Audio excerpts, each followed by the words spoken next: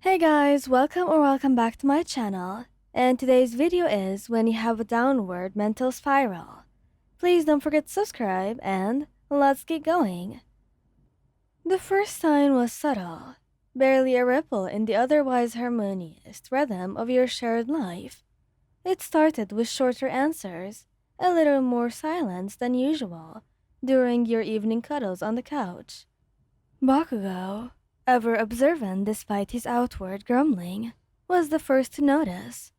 Kirishima, whose cheerfulness was as boundless as the ocean, felt the shift too, like a slight dip in the vibrant energy that he usually radiated. Hey, dumbass, Bakugo had said one morning, finding you still in bed long after your alarm had blared. Are you going to get up, or are you just going to glue yourself to the mattress? You grunted, pulling the blanket further over your head. 5 more minutes. He yanked the covers down, letting the cool morning air hit your face. That's what you said half an hour ago. Training starts soon. I don't care, he mumbled, turning away. Bakugo paused, his crimson eyes narrowing. He didn't explode, not like he usually would. Instead, a flicker of something unreadable crossed his face, before he just sighed, a surprisingly soft sound for him. Whatever. Don't be late then, he said, and shut the door behind him with a soft click instead of his usual slam. Kirishima, always the more direct emotional communicator, cornered you later that week. You'd snapped at him over something trivial, a misplaced pen, a slightly off-handed comment. Your words had been sharper than you intended, lashing out like a cornered animal. Hey, Ryan, he said, his voice soft, his hands raised in a placating gesture. Whoa there, what's going on? That's not like you. I'm fine, you retorted, shoving past him. Just leave me alone. Why is everyone so annoying today? He caught your arm gently. No, you're not. You've been quiet and kind of, prickly lately. Is everything alright? His eyes, usually so bright with enthusiasm, were filled with genuine concern. You shrugged him off, a hot flush rising to your cheeks. I said I'm fine.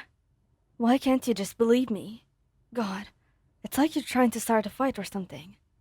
He stomped away, leaving him standing there, his brow furrowed in confusion and hurt. That night, the quiet was heavy. You holed up in your room, claiming that you had a headache. But really, you just didn't want to face them.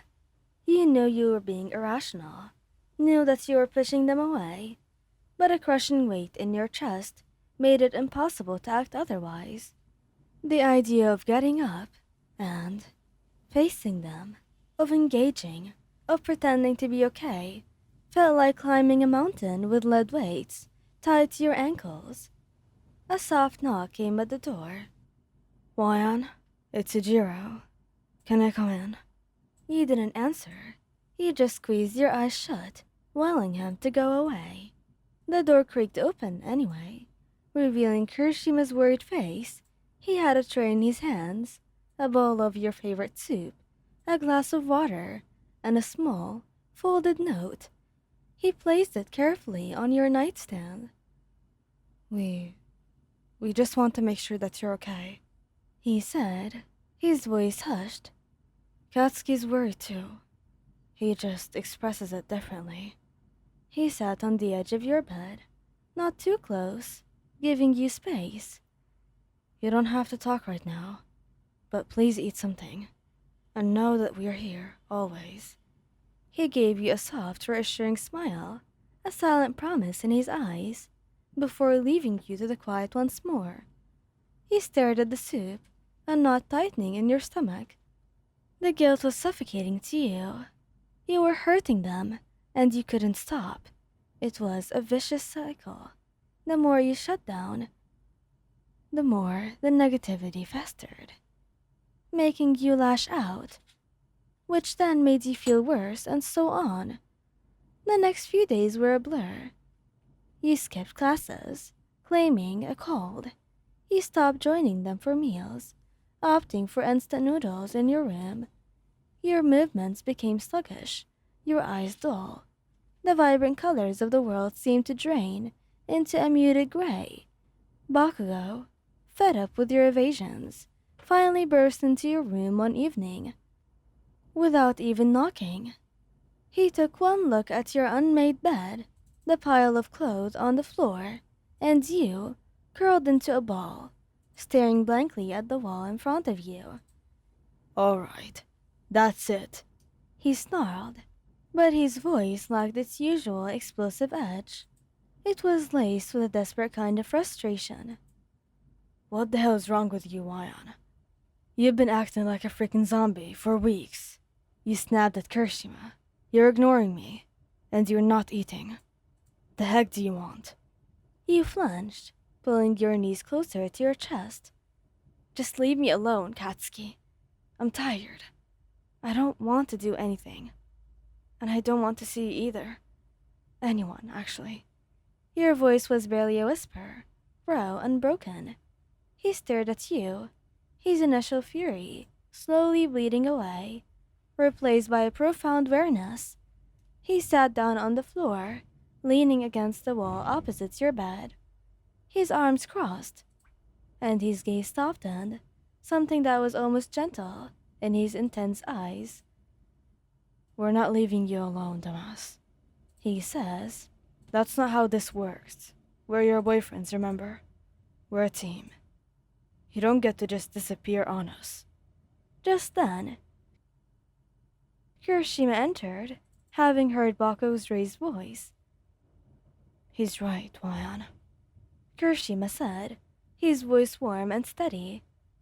"You don't have to carry this all alone. We're here for you. We're here to help you. And we miss you." The dam broke then. The words, which were so simple, so full of genuine love and concern, shattered the fragile wall that you had built around yourself. "I don't know what's wrong with me," you whispered. "I just feel so heavy. Everything feels like too much, and I'm so tired of everything, all the time. But I can't even sleep when I do that. And then I get angry and I say awful stuff. And I hate myself for it. I just want to disappear." Bakugo pushed himself off the floor, his movements surprisingly fluid and quiet. He sat on the bed next to you, pulling you gently into his arms, and just held you as you sobbed into his chest. "You're not disappearing," Bakugo mumbled into your hair, his voice rough, but laced with the tenderness that you rarely heard. "Not on my watch, you hear me? You're not alone. We're right here for you." "It's okay to feel this way, Wayan," Kirishima added. "It's manly to admit when you're struggling, and it's even manlier to ask for help.